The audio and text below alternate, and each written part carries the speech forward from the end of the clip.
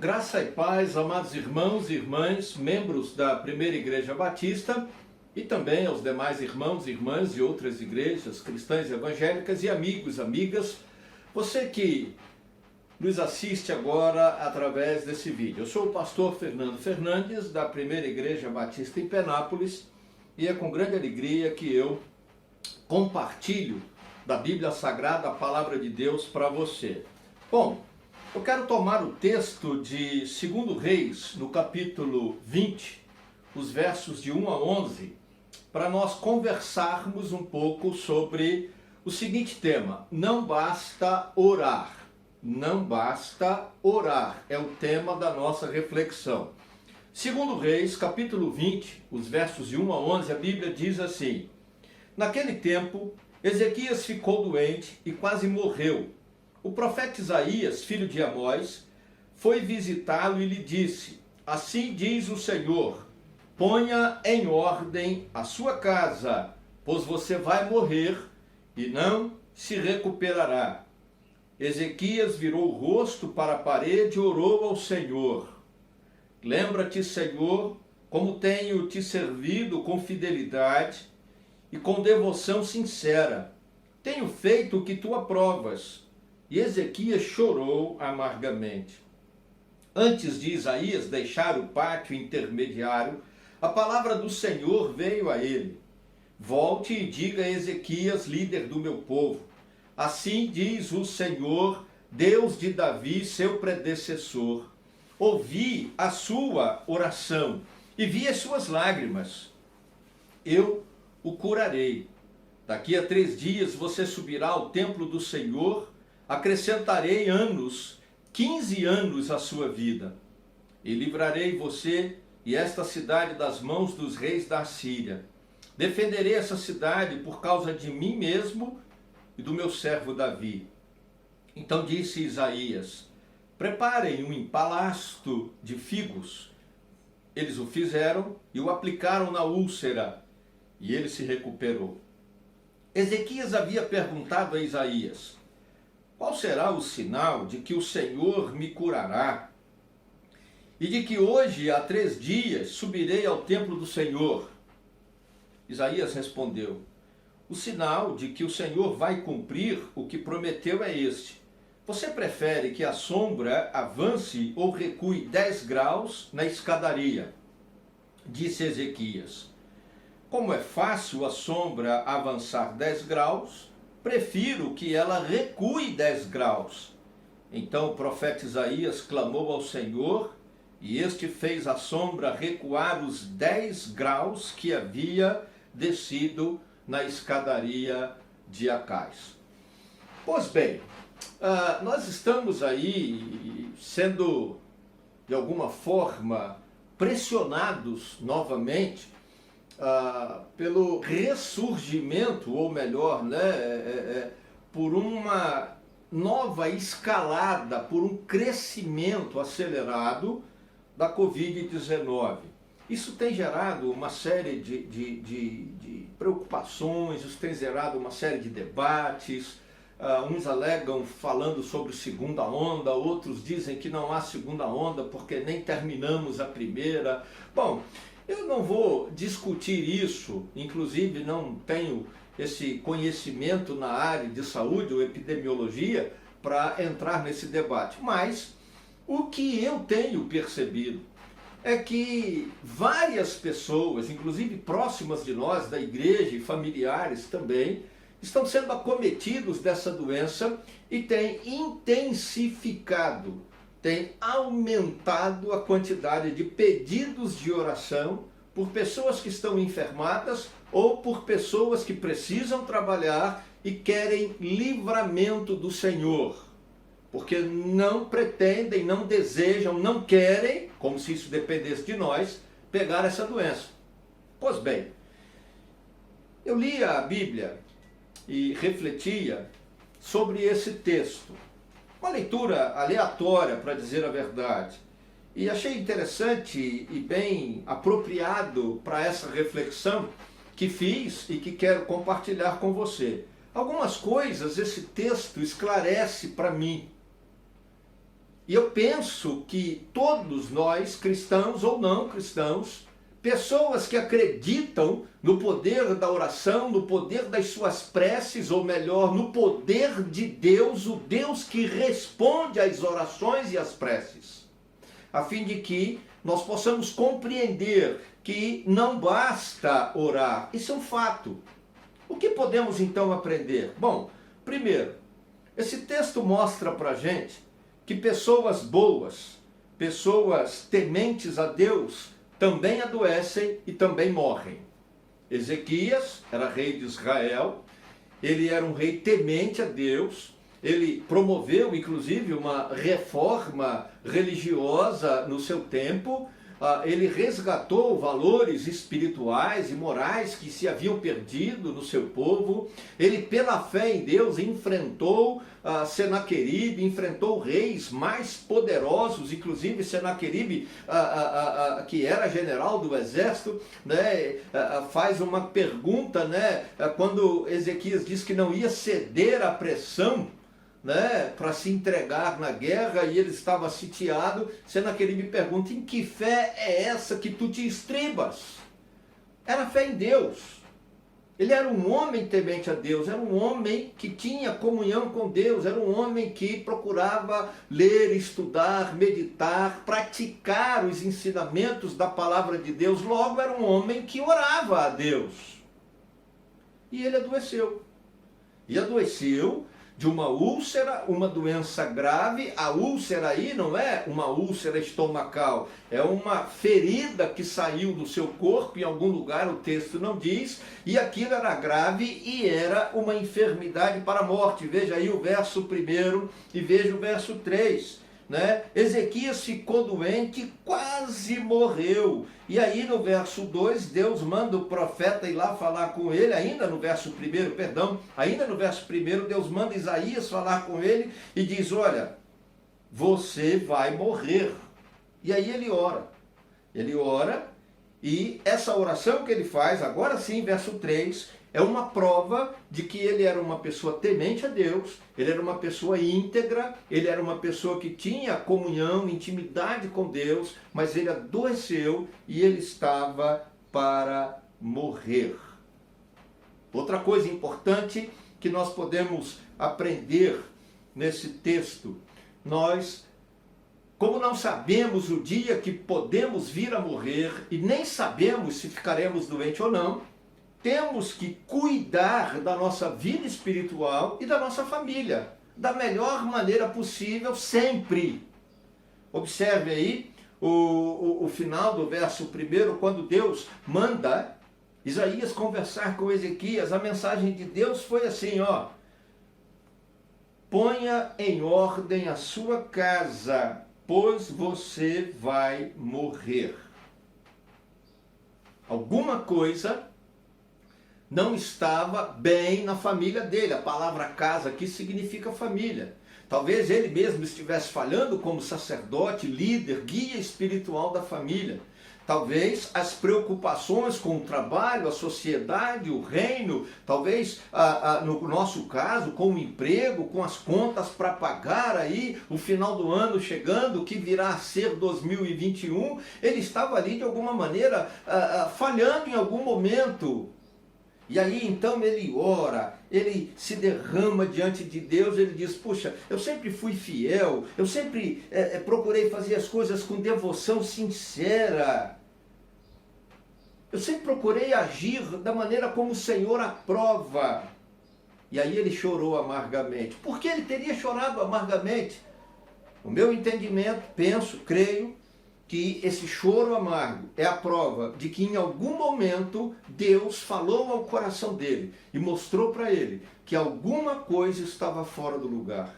Às vezes, estamos tão preocupados em proteger as pessoas da Covid-19, Às vezes estamos tão preocupados em saber o que as autoridades estão fazendo em relação ao combate do coronavírus, as preocupações com as coisas materiais, o dinheiro para pagar as contas no final do ano, e falhamos no que diz respeito à espiritualidade, à devocionalidade, à adoração a Deus no seio da família. Não testemunhamos no seio da família. Pessoas boas, pessoas tementes a Deus, também precisam ter cuidado com a sua própria vida espiritual e com a orientação espiritual da sua família, da sua casa.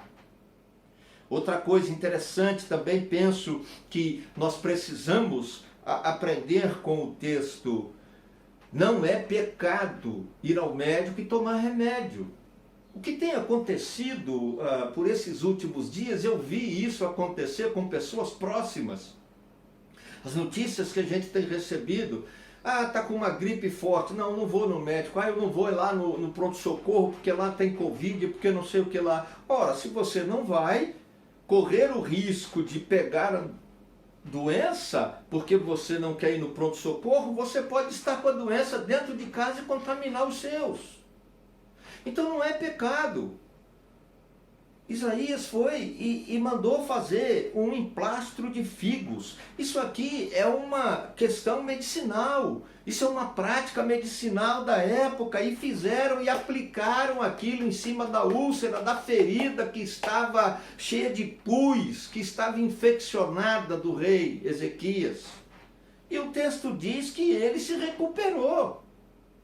Então, meu querido, essa ideia de que nós vamos orar, a igreja está orando, os irmãos estão orando, meu pastor já repreendeu, ungiu, e com óleo e azeite, em nome de Jesus, o diabo está derrotado, isso vai para o fundo do buraco, numa cova profunda, aleluia, amém, eu creio nisso, querido, mas nós não podemos ser irresponsáveis, ser inconsequentes e negligenciar essa bênção que Deus deixou para nós, que é a medicina. Nós não podemos negligenciar o uso de medicamentos. É Deus que dá inteligência e sabedoria ao ser humano para fazer esses remédios, para desenvolver a medicina. É importante esse cuidado. É muito importante. Eu já falei num dos vídeos anteriores, não faz muito tempo eu tive contato com uma pessoa que esteve no mesmo lugar, que tinha uma pessoa que depois confirmou o teste positivo para a Covid. E eu liguei para um amigo, pastor, que é enfermeiro, que eu respeito e amo muito, pastor Glaucio, e ele disse, o senhor precisa fazer o teste, pastor, vá lá e faça o teste. E eu marquei, fui, fiz o teste, graças a Deus, aleluia, deu negativo. Imagine se eu não faço, a angústia, a ansiedade que gera por saber que eu tive contato com alguém que teve contato com quem estava doente. Então não é pecado.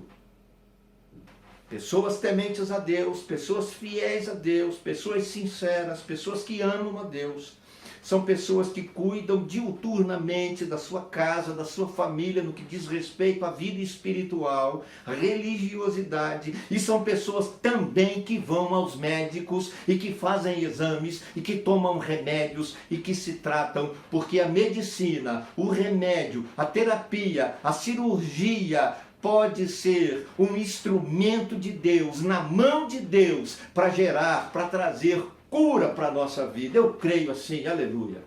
Por fim, outra coisa importante, e aí para mim é a mais importante de todas. Você tem que crer em Deus. Você tem que crer no poder e na soberania de Deus. Não adianta querer ser religioso, espiritualista, não adianta querer ser honesto, fazer as coisas certas, criticar os outros, agir como julgador do mundo. Não adianta você se tornar hipocondríaco, tomando toneladas de remédio, porque também não vai resolver nada. Você deve sim ter o entendimento de que pessoas boas, tementes a Deus, cristãos fiéis adoecem, Você deve sim tomar todos os cuidados com a orientação espiritual da sua família, a sua própria vida espiritual, com a religiosidade de seus filhos, porque não sabemos a hora que o problema vem, que a doença vem ou que a morte chega. E você deve sim procurar remédios, médicos, fazer exames. Mas você deve, acima de tudo, crer em Deus, porque sem fé em Deus, nada funciona. Deus mandou o profeta voltar e falar para Ezequias: olha, o Senhor vai te dar mais 15 anos de vida. E aí, mas como que eu vou saber que Deus vai me dar mais 15 anos? Como que eu vou saber que daqui a 3 dias eu estou curado e eu vou poder ir no templo adorar a Deus? Bom, Deus mandou você escolher. A hora vai adiantar ou vai atrasar? Ele disse: bom, a hora adiantar é fácil, eu quero ver a hora atrasar. E aí o profeta orou, clamou ao Senhor, e a sombra voltou 10 graus no relógio de Acais. O relógio do sol.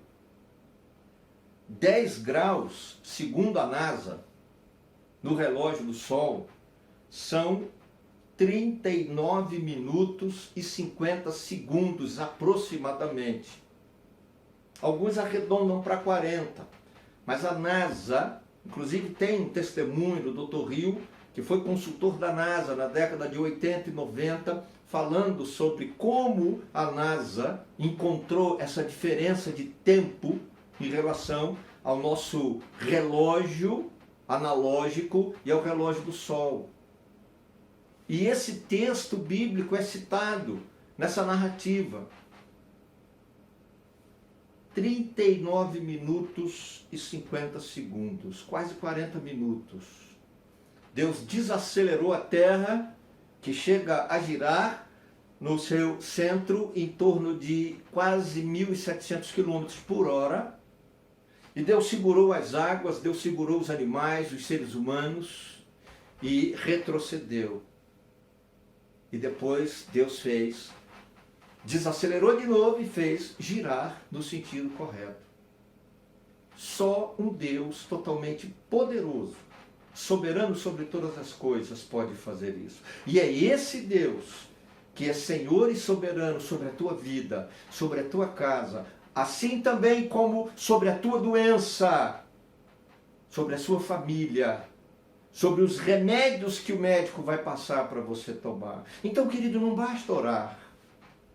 Tem que ter plena consciência de que somos seres humanos, somos finitos, podemos adoecer, mas temos um espírito e devemos cuidar bem da nossa espiritualidade, transmitir, testemunhar à nossa família, plantar no coração dos nossos filhos a fé em Deus, o temor a Deus, a devoção a Deus. Podemos e devemos sim procurar médico, mas devemos crer no poder de Deus, que faz o remédio funcionar e que tem o poder de intervir e promover cura para a honra e glória do nome dele mesmo. É assim então que aprendemos a partir desse texto que não basta orar, temos que, acima de tudo, crer no poder e na soberania de Deus. O Deus que, se preciso for, faz o tempo voltar para dizer para mim e para você: eu sou o Deus que cura.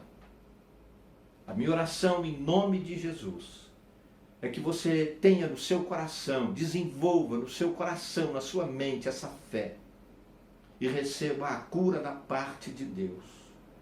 Não apenas para problemas de doença física, acima de tudo, para as enfermidades espirituais, os vícios, a escravidão no pecado, recebendo a cura, a libertação que há no nome, no sangue de Jesus Cristo, o nosso único e suficiente Salvador e Senhor. Eu oro abençoando a tua vida e a tua casa, a tua família, a tua fé, pedindo que o Senhor a contemple com respostas à sua oração.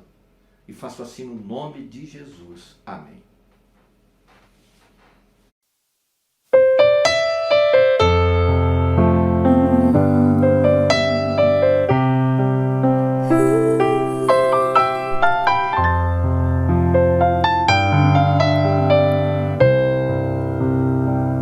Tá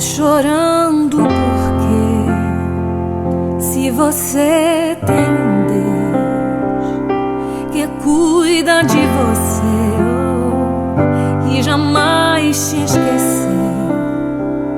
Ele sabe de tudo que você está passando e mandou te dizer que Ele está cuidando.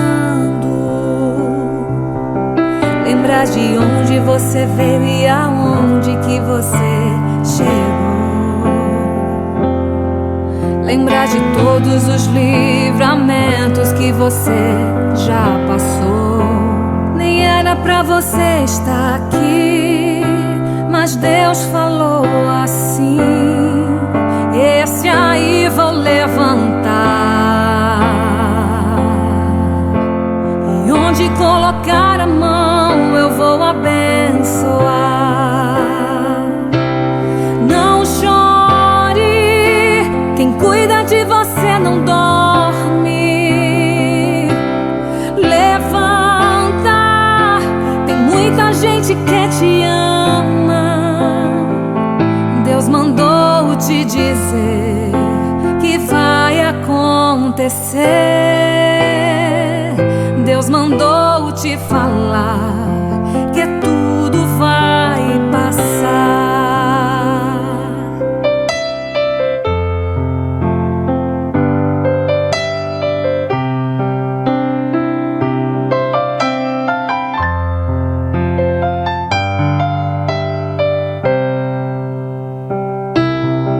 Lembrar de onde você veio e aonde que você chegou. Lembrar de todos os livramentos que você já passou. Nem era pra você estar aqui, mas Deus falou assim: esse aí vou levantar, e onde colocar a mão eu vou abençoar. Não chore, quem cuida de você não dorme. Levanta, tem muita gente que te ama. Deus mandou te dizer que vai acontecer. Deus mandou te falar que tudo vai passar. Não chore, quem cuida de você não dorme. Levanta, tem muita gente que te ama. Deus mandou te dizer que vai acontecer. Deus mandou te falar que tudo vai passar. Deus mandou te dizer que vai acontecer. Deus mandou te falar que tudo vai passar.